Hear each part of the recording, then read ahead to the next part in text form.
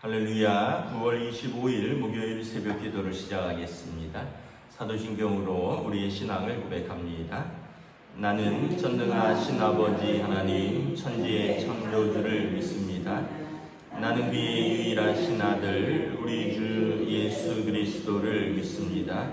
그는 성령으로 잉태되어 동정녀 마리아에게서 나시고 본디오 빌라도에게 고난을 받아 십자가에 못 박혀 죽으시고 장사된 지 사흘 만에 죽은 자 가운데서 다시 살아나셨으며 하늘에 오르시어 전능하신 아버지 하나님 우편에 앉아 계시다가 거기로부터 살아있는 자와 죽은 자를 심판하러 오십니다. 나는 성령을 믿으며 거룩한 공교회와 성도의 교제와 죄를 용서받는 것과 몸의 부활과 영생을 믿습니다. 아멘. 찬송가 540장 찬양하시겠습니다. 찬송가 540장입니다.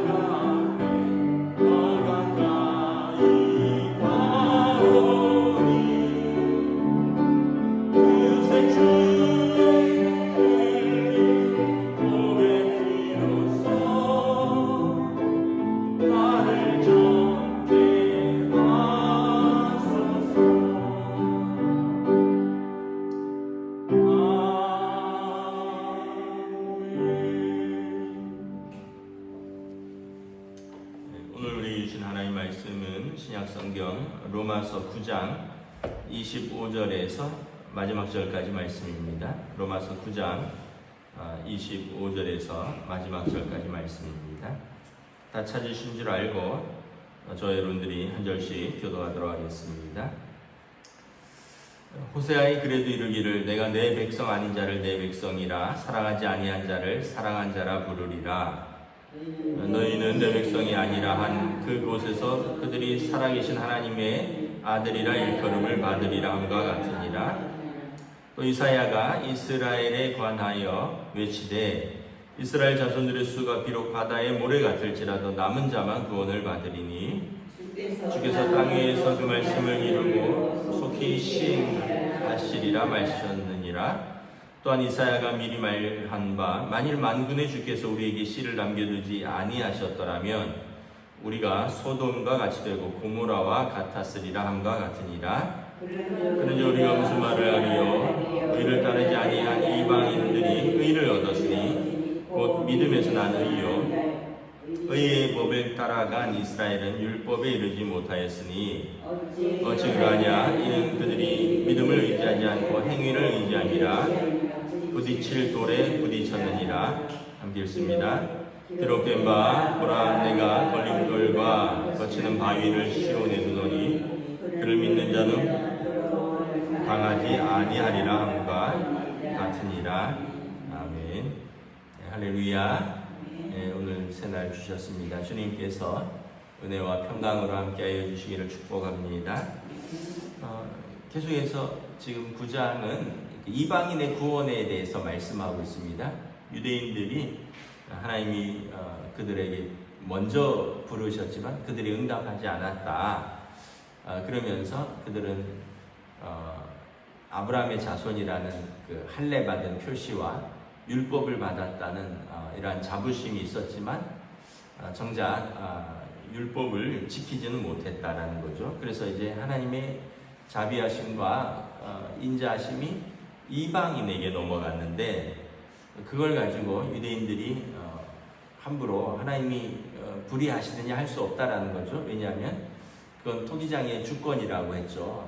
그릇을 만들어서 어떻게 쓸지 그것은 그릇을 만든 자의 주권이듯이 하나님께서 이스라엘을 먼저 부르셨지만 이방인을 부르시는 것도 하나님의 주권이라는 거예요. 그래서 이제 구약 성경의 선지자들의 예언을 통해서 이방인의 구원을 말합니다. 25절에 보면 호세아의 글에 내가 내 백성 아닌 자를 내 백성이라 사랑하지 아니한 자를 사랑한 자라.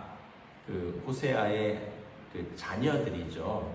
네, 호세아가 그 음란한 여인 고멜과 결혼해서 뭐 아들, 딸 뭐 이렇게 낳았는데 이름을 뭐 내 백성이 아니라 뭐 로암미 사랑하지 않는 자, 뭐 로루하마 뭐 이런 식으로 지었는데 나중에 하나님께서 이름을 바꿔주시죠. 내가 내 백성이라 암미 또 루하마 내가 사랑한다. 이 얘기는 뭐냐면 이방인들을 향한 하나님의 구원의 계획이 선지자도 말씀하셨다. 내 백성 아닌 자를 내 백성이라 하지 않았느냐? 사랑하지 아니한 자를 사랑한다고 부르시지 않았느냐? 이것은 하나님의 주권이라는 거죠. 하나님께서 유대인뿐만 아니라 이방인들도 하나님의 구원으로 부르셨다는 것입니다. 또 27절에 보면 이사야가 이스라엘에 관하여 외치되 이사야 선지자의 예언입니다. 이스라엘 자손들의 수가 바다의 모래 같을지라도 남은 자만 구원을 받으리라. 바다의 모래처럼 많은 사람이 있어도 다 구원을 받는 게 아니라는 거죠. 남은 자만 구원을 받는다는 거예요. 만약에 하나님께서 이스라엘에게도 은혜를 베풀지 않으면 어떻게 되느냐? 29절에 만군의 주께서 우리에게 씨를 남겨두지 아니하셨더라면 우리가 소돔과 같이 되고 고모라와 같았으리라 함과 같습니다. 바다의 모래같이 많이 남겨둬도 하나님께서 그들을 구원하시지 않으면 소돔과 고모라처럼 다 불로 심판하고 멸망한다라는 거예요. 그러니까 유대인이나 이방인이나의 중요한 게 아니라 하나님의 자비와 긍휼이 있느냐 없느냐가 중요한 것이다 라는 거죠. 그러므로 30절에 그런지 우리가 무슨 말을 하리요? 의를 따르지 아니한 이방인들이 의를 얻었으니 곧 믿음에서 난 의요. 여기서 이 의는 율법입니다. 율법 없는 이방인들이 진짜 하나님의 의를 얻었는데 이것은 율법이 없지만 그리스도 예수를 믿는 믿음에서 하나님의 의를 얻었다는 거예요. 반면에 의의 법을 따라간 이스라엘은 율법에 이르지 못하였다. 의의 법은 율법이죠. 율법을 받았는데 정작 그 사람들은 율법으로 의에 이르지 못했다는 거예요. 왜냐하면 32절에 이는 그들이 믿음을 의지하지 않고 행위를 의지함이라. 그러니까 예수님이 오셨는데 하나님의 아들로서 믿고 영접하며 하나님의 의에 이르지 못하고 그들이 법을 지키는 자기의 행위를 의지해서 의롭다함을 얻으려 했는데 결국 그들은 이 법으로는 하나님의 의에 이르지 못했다라는 것입니다. 그래서 언젠가 우리 부흥에 오셨던 정주채 목사님이 그런 말씀을 하셨죠. 하루에 3번씩만 죄를 짓는다고 해도 하루 아침, 점심, 저녁 입술로 짓는 죄, 마음으로 짓는 죄 이런 것만 해서 하루에 3번씩만 죄를 짓는다고 해도 1년이면 1000번이 넘고 거기다가 자기 살아온 날 횟수를 곱하면 70이시면 7만 번이 넘고 저 같은 경우는 한 6만 번 가까이 되겠죠. 이제 50대 후반이니까. 그러니까 하나님 앞에서 우리가 죄를 갖고 의를 갖고 논할 자격은 아무도 없다. 여러분 죄가 5만 번, 6만 번 되는 사람이 어떻게 하나님 앞에서 의를 논할 수 있겠습니까? 법에도 여러분 실제 실정법에도 가벼운 죄는 초범은 조금 자비를 베풉니다. 초범은 그래도 예를 들면 벌금형이라든가 집행유예라든가 집행유예도 구속형입니다. 구속인데 구속을 하지 않고 집행을 유예한다는 거예요. 그래서 집행유예 구속이 1년에 집행유예 2년이다. 구속형인데 이거를 2년 동안은 집행을 하지 않고 유예해 준다는 얘기예요. 어쨌든 초범이기 때문에 그런 거예요. 근데 재범만 되면 이제 집행유예가 없습니다. 재범은 같은 죄를 2번 저질렀다는 거거든요. 그러면 벌금형이 아니에요. 집행유예도 아예 없어요. 왜냐하면 재범이니까 상습범이 되는 거예요. 그러니까 여러분 그런데 하나님 앞에서 5만 번, 6만 번 지은 죄인들이 나 의롭다고 막 소리 지르고 하나님 앞에서 어불성설이라는 거죠. 저나 여러분이나 하나님 앞에서 목소리를 낼 요만큼의 이유도 없다는 거예요. 왜냐하면 그렇게 의로우면 법으로 하면 하나님께서 한번 다 따져보자 물으신다면 우리는 하나님 앞에서 부딪힐 돌밖에 없다는 거예요. 그래서 33절에 기록된 바 보라 내가 걸림돌과 거치는 바위를 시온에 두노니 그를 믿는 자는 부끄러움을 당하지 아니하리라 한 것 같으니라. 예수님께서 그들에게 부딪히고 거치는 돌이 되었습니다. 왜냐하면 그 사람들은 예수 믿는 것 외에 또 다른 니네 할례 받아야지, 니네 율법도 지켜야지, 그러니까 자기처럼 신앙생활을 해야지 의롭다고 생각을 하는 거예요. 예를 들면 이게 좀 과하게 표현하면 이런 거예요. 야 너네 나처럼 새벽기도 나와야지 구원을 받지. 너네 나처럼 예배 이런 식으로 나처럼 이렇게 드려야지 구원을 받지. 그런 식으로 자세로 신앙생활해서 구원을 받을 수 있겠느냐. 예를 들면 유대인들이 그런 식으로 했다는 거예요. 할례 받아야지. 예수 믿는 거로 부족해. 몸에 할례를 받아야 돼. 이방인들 율법 613가지 모르면 배워서 지켜. 그러면서 자기들의 의로움. 그 바리새인들의 특징이 뭐냐면 나처럼이에요. 나처럼 몸에 할례 받아야지. 나처럼 율법 잘 알고 율법 지키려고 노력해야지. 근데 이제 이게 결국 자기 의의를 드러내는 한 수단이 되었다는 거예요. 그러니까 여러분 우리가 신앙생활 하면서 왜 나처럼 기도 안 해? 왜 나처럼 헌금 안 해? 왜 나처럼 봉사 안 해? 이렇게 되면 이 뒤에 내용이 아무리 좋아도 앞에 나처럼이 들어가 버리면 그럼 이제 바리새인의 외식적인 그게 되는 거예요. 우리는 나처럼 사는 사람이 아니에요. 우리는 주님의 제자잖아요. 주님처럼 주님은 어떻게 하셨을까를 물어봐야지. 항상 기준이 주님은 어떻게 하셨을까? 이 상황에서 우리 주님은 어떻게 하셨을까? 그런데 왜 나처럼 이거 안 해? 이렇게 돼버리면 우리는 예수님께서 책망하셨던 바리새인들의 신앙생활하고 똑같아진다. 그 당시 이제 유대인들이 이방인 성도들에게 그걸 강요를 했다는 거예요. 갈라디아서도 그렇고 로마서도 그렇고 교회 안에 유대인 성도들, 이방인 성도들이 있으면 유대인들이 이방인 성도들에게 예수 믿는 거 좋은데 나처럼 할례 받아야 돼. 니네들 예수 믿는 거 좋은데 우리처럼 율법 다 알아야 되고 율법 다 지켜야 돼. 그 사도 바울이 그렇지 않다. 유대인은 할례 받아라. 유대인은 율법 지켜라. 이방인들은 하나님께서 너희에게 할례 준 거 아니지 않느냐. 아브라함 자손 아닌데 할례 안 받아도 된다. 하나님께서 너희에게 율법 다 주신 것 아닌데, 물론 너희가 유대인처럼 다 지키고 행하겠다면 너희도 율법을 배우고 율법을 지켜라. 그러나 다 모르고 또 행하기도 어렵다면 그러면 너희는 하나님 앞에서 믿음으로 이것을 지키고 산다는 거예요. 우리가 되게 막 율법 이런 걸 되게 좋아하는데, 여러분 그렇게 따지면 먹는 것부터 다 끊어야 돼요. 돼지고기 여러분 절대 먹으면 안 됩니다. 순대 절대 먹으면 안 돼요. 여러분 장어 절대 먹으면 안 돼요. 비늘 없는 물고기들, 굽이 갈라지지 않고 되새김질하지 않는 고기들, 이런 짐승들 하나도 먹으면 안 돼요. 우리는 아마 태어나면서부터 율법을 어긴 사람들이에요. 그러니까 우리가 법으로 주장할 건 아무것도 없는 사람들이에요. 대신에 우리는 로마서에 나중에 뒤에 보면 뭐라고 나와 있냐면, 하나님께서 주셨으니 감사함으로 받으면 버릴 것이 없노라. 하나님의 나라는 먹고 마시는 것이 아니라 의와 평강과 희락이니라. 그러니까 나처럼 주장하는 그게 아니라는 거예요. 하나님의 나라는 의와 평강과 희락이지 내가 주장하는 하나님 나라는 아무것도 아니다라는 거예요. 그래서 여러분 우리가 신앙생활 하면서 우리가 꼭 버려야 되는 게 있다면 나처럼 이거 해. 이런 것을 반드시 버려야 됩니다. 우리는 주님처럼 주님의 제자로서 주님의 은혜를 입고 주님을 따라가는 사람들이다. 그래서 여러분 우리가 세월이 지나갈수록 이렇게 더 굳어지는 사람이 있어요. 나처럼. 이건 바리새인의 외식이고요.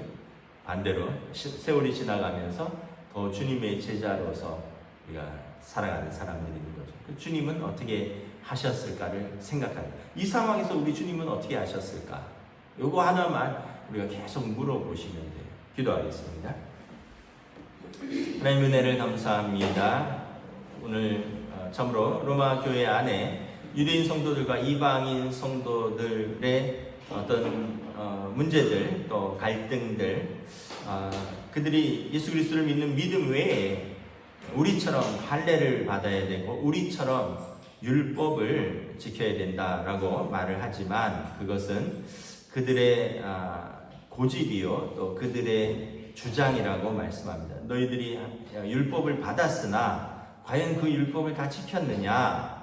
그렇지 못하지 않느냐? 너희 행위로 하나님 앞에 의롭다함을 얻느냐? 그렇지 않지 않고 믿음으로 의롭다함을 얻는 것 아니냐? 오늘 바울 사도가 이것을 말씀함으로 믿음으로 얻는 구원, 이신칭의, 예수 그리스도를 믿고 영접함으로 하나님의 자녀가 되고 하나님의 자비하심과 의로우심을 얻는 이 구원에 대해서 말씀하고 있습니다. 우리 안에 다시 한번 믿음으로 사는 사람들, 또 믿음으로 주님의 제자로서 우리가 오늘 하루를 살아갈 수 있도록 성령님 인도하여 주시옵소서. 감사를 드리오며 우리 주 예수 그리스도 이름으로 기도드리옵나이다. 아멘. 하늘에 계신 우리 아버지, 아버지의 이름을 거룩하게 하시며 아버지의 나라가 오게 하시며 아버지의 뜻이 하늘에서와 같이 땅에서도 이루어지게 하소서. 오늘 우리에게 용할 양식을 주시고 우리가 우리에게 잘못한 사람을 용서하여 준 것 같이 우리 죄를 용서하여 주시고 우리를 시험에 빠지지 않게 하시고 악에서 구하소서. 나라와 권능과 영광이 영원히 아버지의 것입니다. 아멘.